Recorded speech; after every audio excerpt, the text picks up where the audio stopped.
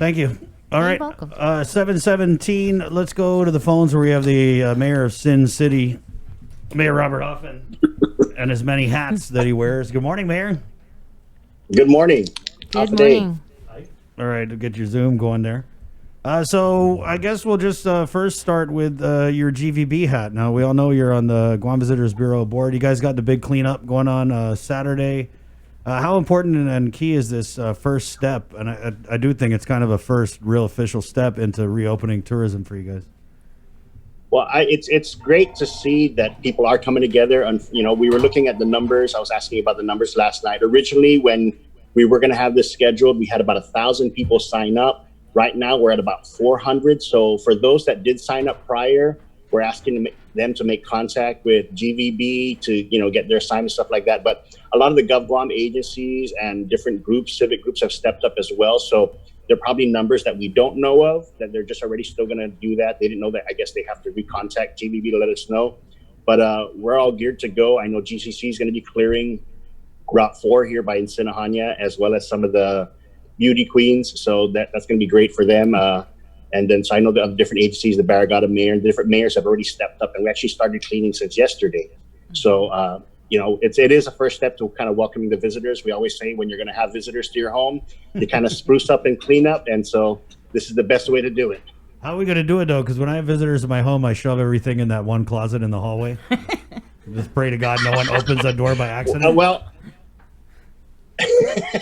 Well, actually, what we're doing, just yesterday, the Mayor's Council released the purchase orders that from the agreement with EPA. So a lot of the mayors are going to start collecting the junks and the vehicles and the white goods. So it's kind of working in tandem with them. So I know we're going to start off for Sinahanya. We have 29 cars that have been identified.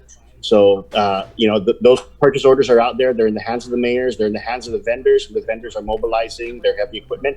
So we're excited about getting that started as well. Where are you going to take the cars? Just curious. The authorized receiver for us, I believe, is Global Recycling. And then the heavy equipment company that we're using that got assigned to us is JMC.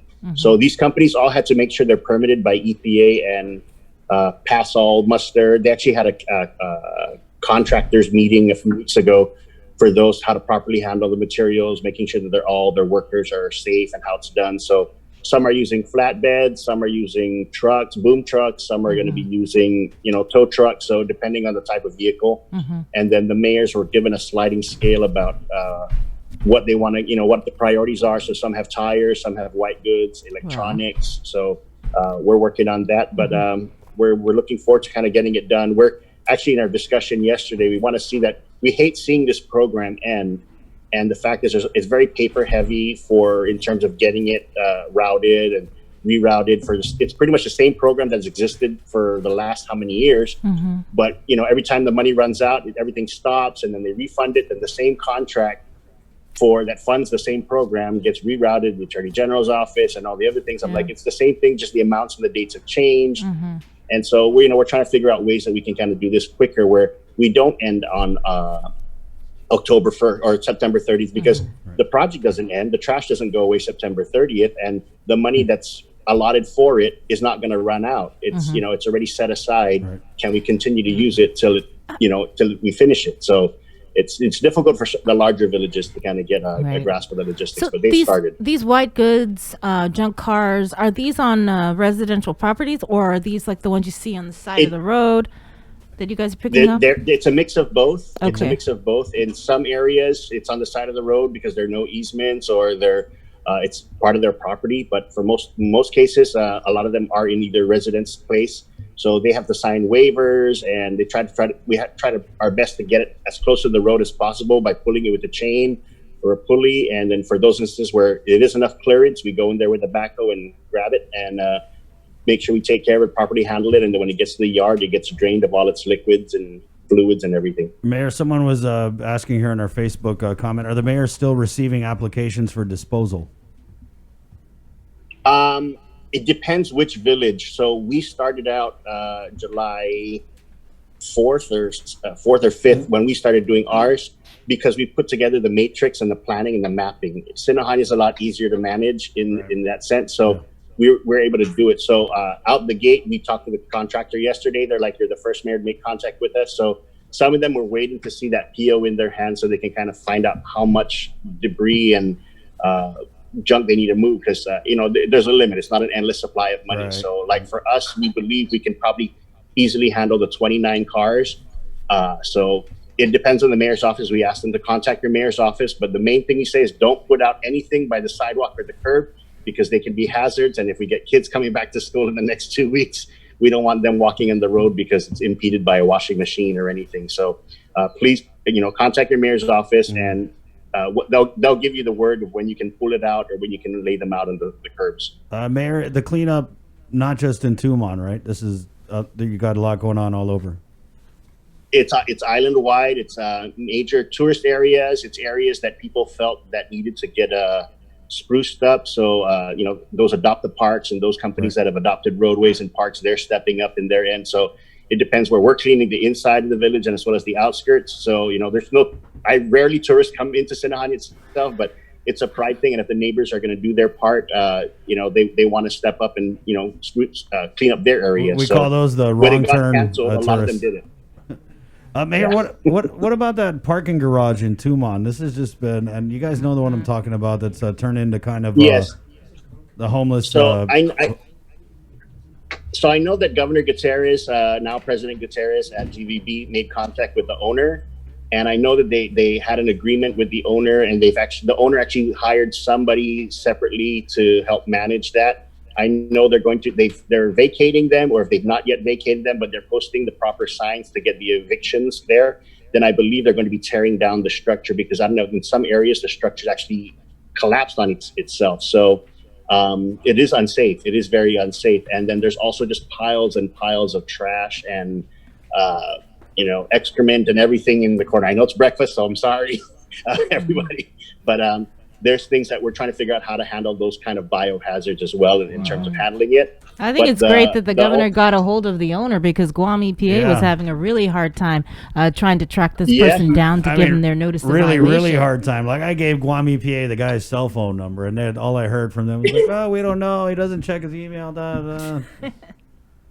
No, so and then we did communicate with the owner about, I would say about 2 or 3 weeks ago, because he was requesting assistance to have some of the areas, because we did part of it as we opened up the shelter. Some of those families moved out of there, and so some people are saying, "Oh, an available spot, they're going to go occupy there." But no, so I know that it's being boarded up. They're putting enough things in there to let people know. But I know in most instances, you have to post the proper signage about no trespassing, private property, unsafe structure. So then it eliminates a bunch of risk and liability, and then from there it can come in, and I know it's scheduled for demolition. So I think I applaud Governor Gutierrez, because it was through him able to get a hold of. He brought a whole bunch of people in a room, and nobody said no.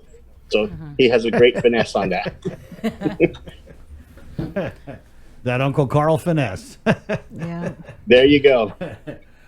I guess we're talking about homeless, switching gears. So we were able to go to the Global Dorm in Mighty, and you are a member of the interagency homeless task force that was just reinstated. So, Mayor, one of the issues that we had in talking with some of the clients there was they were saying that some of the wraparound services that they were told were going to be available were they weren't hearing anything about that. So, is it just not stood up yet, or what's the status on that? Well, some of them are some of them are receiving services already. They have existing services in terms of their healthcare, but standing up the Office of Homeless Assistance is not yet there. We've actually been looking at spaces. I know Angel's been actively trying to negotiate rent and everything. We've been receiving resumes for qualified candidates to help run the office itself, but it's pretty hard to stand up. It's not necessarily a new agency in itself, but an independent group where we're getting everybody to agree, because the hard part with government is information sharing, and they're very territorial for whatever reason. And I understand that, but a person who needs help, and if I'm going to be an advocate for that person, I need to be able to talk with that person and get the information back and forth where they're truthful, or the agency is willing to say, okay, this person has this many benefits and this is what else they need, So it's getting these agreements in place with the agencies was also what we're seeing we need to do. But it's, we have to integrate healthcare. We have to build career pathways. We have to work on education connections.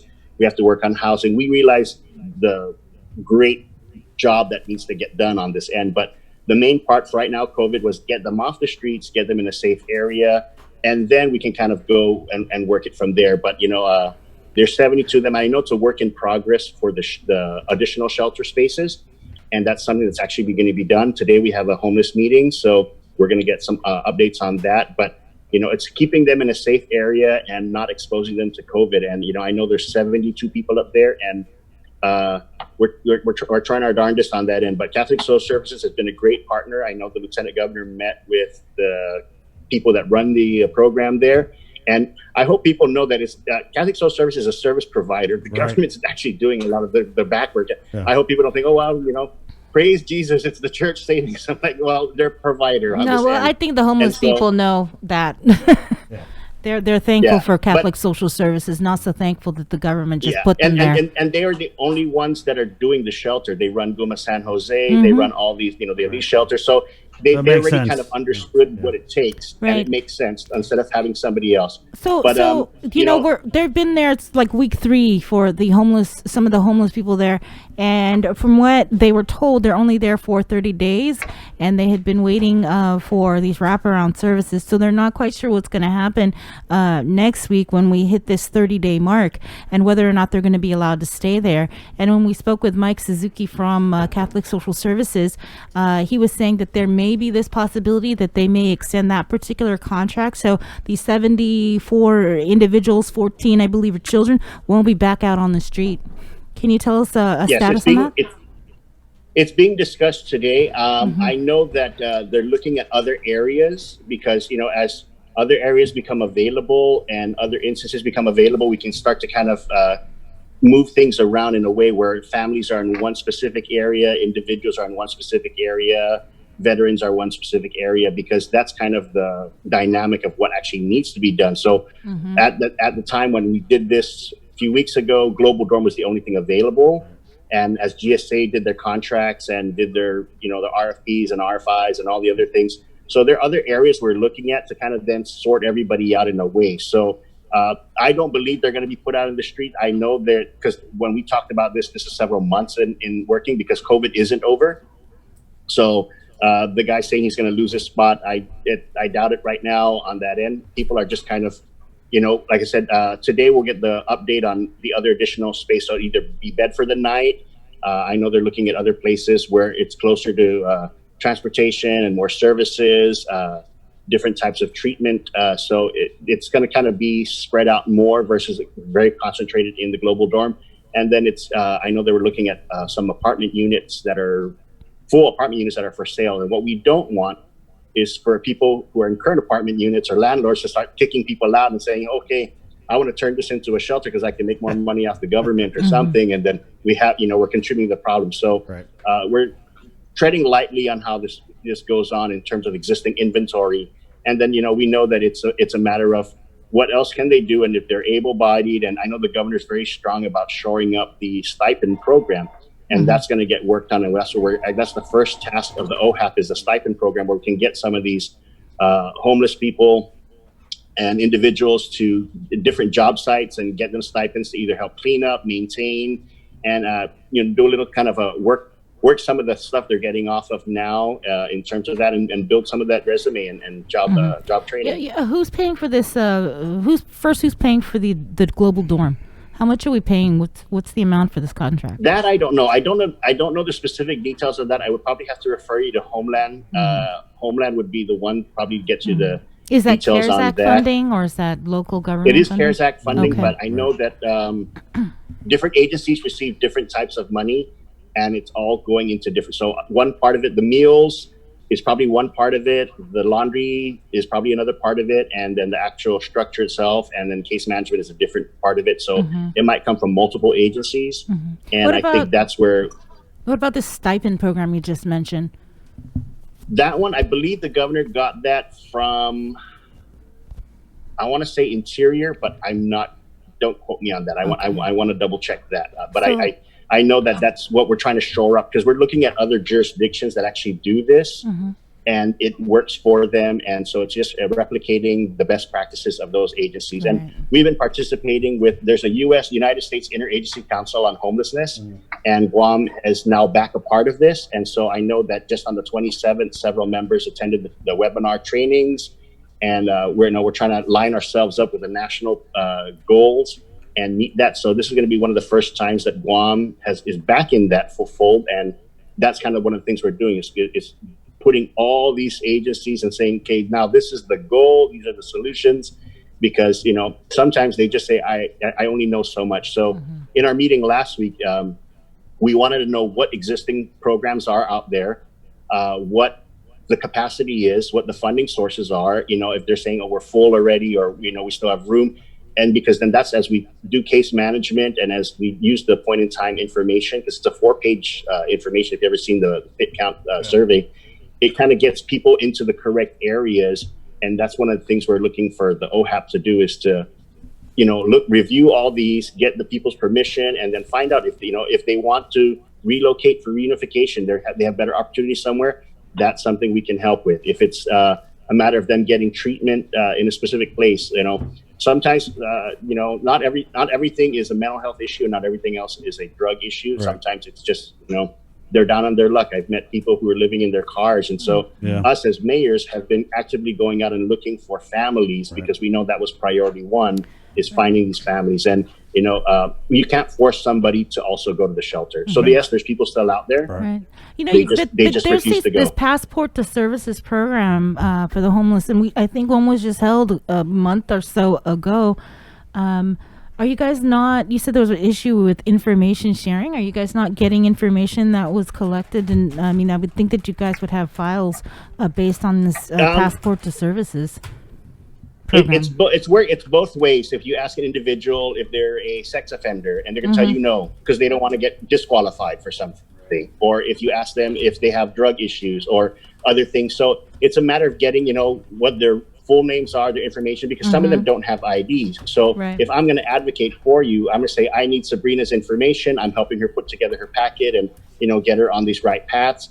What services is she on? Because that's the thing that I think always ends up having these roadblocks, and is because sometimes either people don't know they are qualified for it, or they might have it, or they could be victims of identity theft already. So it's having these agencies agree to say, we take the same oath in this office, and we are going to be like you, because it gets very sticky sometimes when you're saying, okay, tell me a little bit about your past, or, I don't want to, or they don't want to say anything because they're afraid they could get, we're not there to prosecute anybody. We're not the criminal justice system on this end. So, well, that meeting, the OHAP meeting, there are issues. Is at 11 o'clock today? It's a 11 o'clock today, yes. Okay. I wanted to switch gears because there was a public hearing yesterday on Bill 226. You're familiar with that bill, right? It's the legislation to repeal the gambling activities at the Liberation Carnival and I guess other island fairs. Did the Mayor's Council of Guam pass any sort of resolution or provide any sort of testimony during that public hearing? No, we didn't. I know that we were kind of all focused on other things. I know that we'll let them decide that. The public has said how they feel. We've, said our position about either versus limited and what it is. Our concerns were for the more 24-hour game room types activities. But if that's the case, then, we're okay. We've been wanting to give the Liberation events to another group agency. It's not something that we want to do.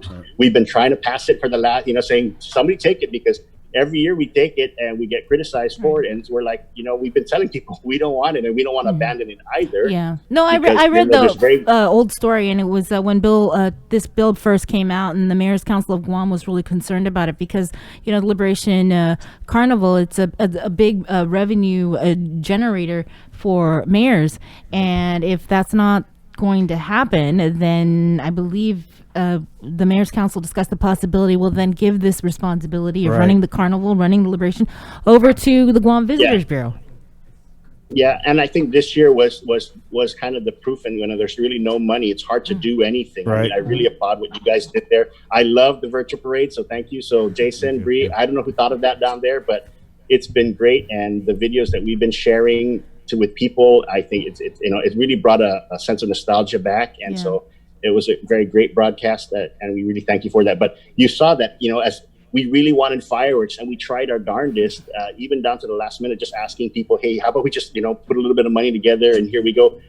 But we couldn't meet the deadline for the permitting and the clearances. But it was a very silent time, so it's unfortunate. And unless there's a funding source that can do it, and we've been adamant, we don't want taxpayer dollars to do this because it really shouldn't be. There has to be another way to do it. And, we're not like the big states where giant companies and Fortune 500 sponsor the Macy's Day Parade, or, Clorox sponsors the fireworks at, So, but Mayor, you know what? I think a good model for this would be we kind of saw it last year because it was the 75th, right?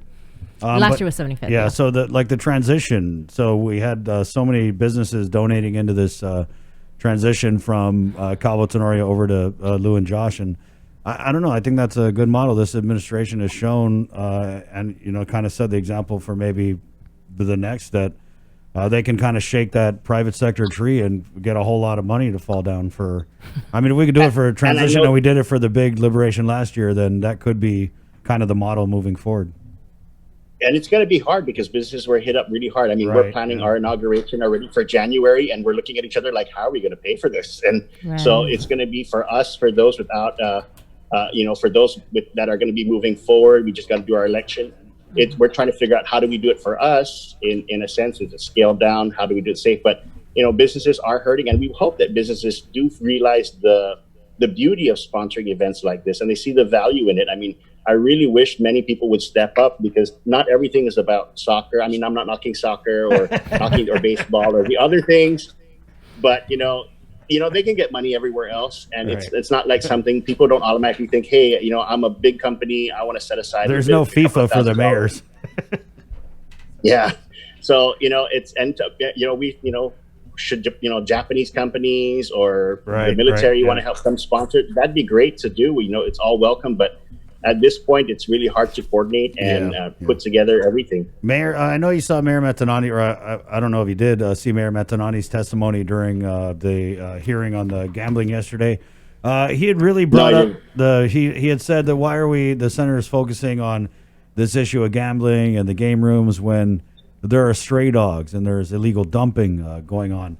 So we did have a comment here about the stray dogs, and this is an issue. I mean, it's kind of funny and it's easy to laugh about when you see Mayor Metanani, but it's a legit issue, man, and it just hasn't really gotten the time of day. And I know you guys were working on things before the COVID with the Department of Ag. But we had a comment in here, Mayor, how about a stray dog lost by the owner? Who's responsible for the actions, destroying trash bags at the private home?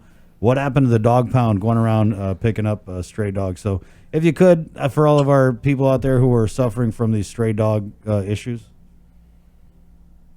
Sure. We have 2 traps here in Sanahaña. We caught 4 dogs in the last 2 days.